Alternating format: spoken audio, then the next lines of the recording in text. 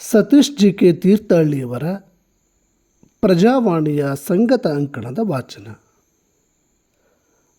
ಜೊಳ್ಳು ಕಾಳುಗಳ ಪೊಳ್ಳು ಸಂತೆ.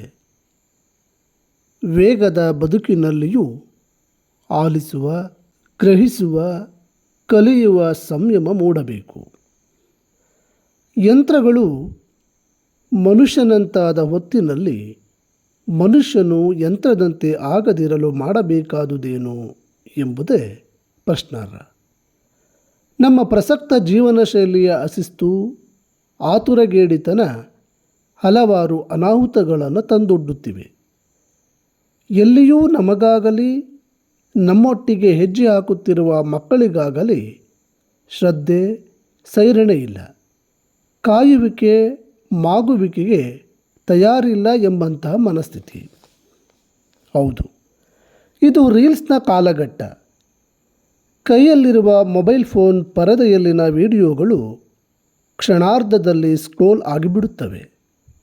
ಮನಸ್ಸು ಬರೀ ಸೆಕೆಂಡಿನೊಳಗೆ ಕಣ್ಣೆದುರು ಕಂಡಿದ್ದನ್ನು ವೀಕ್ಷಿಸಬೇಕೋ ಬೇಡವೋ ಎಂಬುದನ್ನು ನಿರ್ಧರಿಸಿ ಮುಂದೆ ಹೋಗುತ್ತದೆ.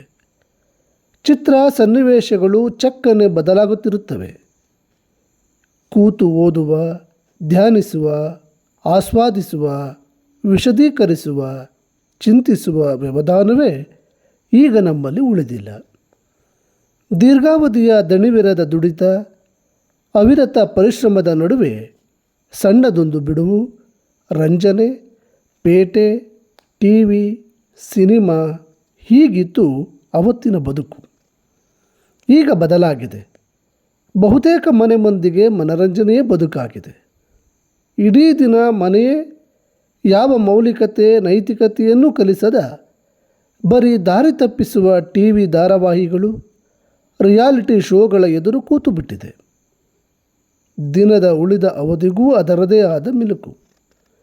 ವಾಸ್ತವ ಜಗತ್ತಿನಿಂದ ಬಹುದೂರ ಸುಳ್ಳು, ಕಪಟತನ, ಆಕರ್ಷಕ ಮುಖವಾಡಗಳಿಗೆ ಮಾರು ಹೋಗುವ ಅಪಬುದ್ಧತೆ, ಹೀಗೆ ವಿವೇಕಹೀನರಾಗಿ ಬದುಕುವ ಮನೆ ಮಂದಿ ತಮ್ಮ ಕುಡಿಗಳಿಗಾಗಲಿ ಪರಿಸರಕ್ಕಾಗಲಿ ನೈತಿಕ ಮೌಲ್ಯಗಳನ್ನು ಬೋಧಿಸಲು, ಬಿತ್ತಿ ಬೆಳೆಯಲು ಅಥವಾ ಉಳಿಸಿ ಹೋಗಲು ಸಾಧ್ಯವೇ?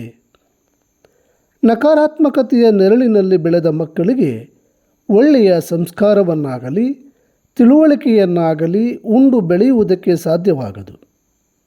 ಅದೇ ವಾತಾವರಣದಲ್ಲಿನ ಎಳೆಯ ಮನಸ್ಸುಗಳಿಗೆ ವರ್ತಮಾನದ ತಲ್ಲಣಗಳಾಗಲಿ ಭವಿಷ್ಯದ ಭೀಕರತೆಯ ಬಗೆಗಾಗಲಿ ಅರಿವಿರುವುದಿಲ್ಲ. ಹಾಗಾಗಿ ಇವತ್ತಿನ ತಲೆಮಾರಿಗೆ ಚರಿತ್ರೆಯ ವಿವೇಕವಾಗಲಿ, ಅಪಾರ ಓದಿನ ಹದ್ದಾಗಲಿ ಅಥವಾ ಆದರ್ಶ ಪುರುಷರ ಒಡನಾಟದ ಬಲವಾಗಲಿ ಇಲ್ಲ. ಜೊಳ್ಳು ಕಾಳುಗಳ ಪಳ್ಳು ಸಂತೆಯಂತೆ ಸುದ್ದಿ ಸಂಗತಿಗಳನ್ನು ವಿವೇಚಿಸುವ, ಮತಿಸುವ ವ್ಯವಧಾನವಿಲ್ಲ. ಯಾವುದು ದುಶ್ಚಟ, ದ್ವೇಷ, ದಾಳಿ, ಜೂಜು, ಆನ್ಲೈನ್ ಗೇಮು, ಪ್ರೀತಿ, ಪ್ರೇಮ ಅಂತೆಲ್ಲ ನಿತ್ಯವೂ ಹಾದಿ ತಪ್ಪುತ್ತಿದೆ. ದೊಡ್ಡ ಸಮೂಹ ಹಿಡಿದು ಕೇಳುವ ಸ್ಥಿತಿಯಲ್ಲಿ ಹಿರಿಯರೂ ಇಲ್ಲ.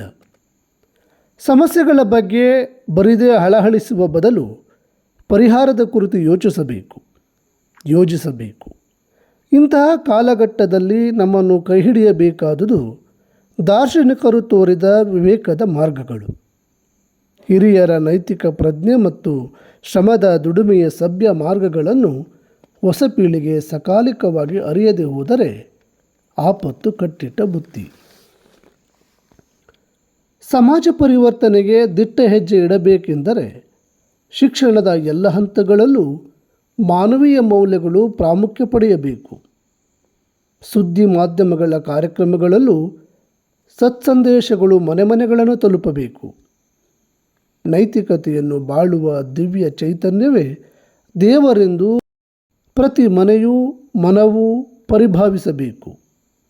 ಆ ಹಾದಿಯಲ್ಲಿ ನಾವು ವಿವೇಕಪೂರ್ಣವಾಗಿ ಗ್ರಹಿಸಬೇಕಾದ, ಪಾಲಿಸಬೇಕಾದ ಸಂಗತಿಗಳು ಹಲವು ಇವೆ. ನಮ್ಮೆಲ್ಲರ ಜೀವ ಚೈತನ್ಯವು ಕ್ಷುಲ್ಲಕ ರಾಜಕೀಯ, ಜಾತಿಮತಗಳ ವಿಭಜನೆಯ ಭಾವೋದ್ವೇಗದಲ್ಲಿ ವ್ಯಯವಾಗದೆ, ಬಲಿಯಾಗದೆ ಪ್ರೀತಿ, ಕರುಣೆಯಿಂದ ಹೊರಹೊಮ್ಮಬೇಕು. ಶಿಕ್ಷಣವು ಸಾಂವಿಧಾನಿಕ ನ್ಯಾಯ, ಸ್ವಾತಂತ್ರ್ಯ, ಸಮಾನತೆ ಮತ್ತು ಭ್ರಾತೃತ್ವವನ್ನು ಪ್ರತಿಫಲಿಸಬೇಕು. ಮಕ್ಕಳು ತಿಳಿಯಾದ ಆಲೋಚನೆ, ಮನದ ಮಾತು, ಹೃದಯದ ಮಿಡಿತದಲ್ಲಿ ಬೆಸೆದುಕೊಂಡು ಜೀವನ ಮೌಲ್ಯಗಳಲ್ಲಿ ಒಡಮೂಡಬೇಕು. ತಂತ್ರಜ್ಞಾನ ಯುಗವು ತಂದೊಡ್ಡುವ ಒಂಟಿತನ, ಸೋಮಾರಿತನ, ಮಿಥ್ಯ ಸುಖಗಳಲ್ಲಿ ಮೆದುಳು ಮುದುಡದೆ, ಆಂತರ್ಯದ ಅತೃಪ್ತಿ ಜ್ವಾಲೆಯು ಮಂಕಾಗದೆ ಸೃಜನಶೀಲತೆಗೆ ತೆರೆದುಕೊಳ್ಳಬೇಕು. ಶಿಷ್ಟ ಸಮಾಜವು ಗುರುತಿಸುವ ನೈತಿಕತೆಯು ಒಳಹೊರ ಸುಳಿಗಳನ್ನು ಮೀರಿ ಸ್ವಂತಿಕೆಯ ಪೂರ್ಣ ಸ್ವಾತಂತ್ರ್ಯದಲ್ಲಿ ಸಂಭ್ರಮಿಸುವಂತಾಗಬೇಕು.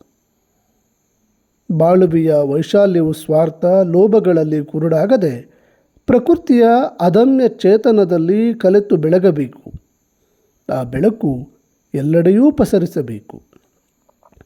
ಚಲನಶೀಲ ಬದುಕಿನಲ್ಲಿಯೂ ಆಲಿಸುವ, ಗ್ರಹಿಸುವ, ಕಲಿಯುವ, ಧ್ಯಾನಿಸುವ ಸಂಯಮ ಮೂಡಬೇಕು. ಎಲ್ಲಕ್ಕೂ ಮಿಗಿಲಾಗಿ ಸಂವೇದನಾಶೀಲತೆ, ವಿನಯವಂತಿಕೆಯು ಜೀವನ ಕಲೆ ಆಗಬೇಕು. ಪರಸ್ಪರ ಪ್ರೀತಿ, ನಂಬಿಕೆಯಲ್ಲಿ ಬಾಂಧವ್ಯಗಳನ್ನು ಬೆಸೆಯುವಷ್ಟು ನಿಸ್ವಾರ್ಥ ಬೇಕು.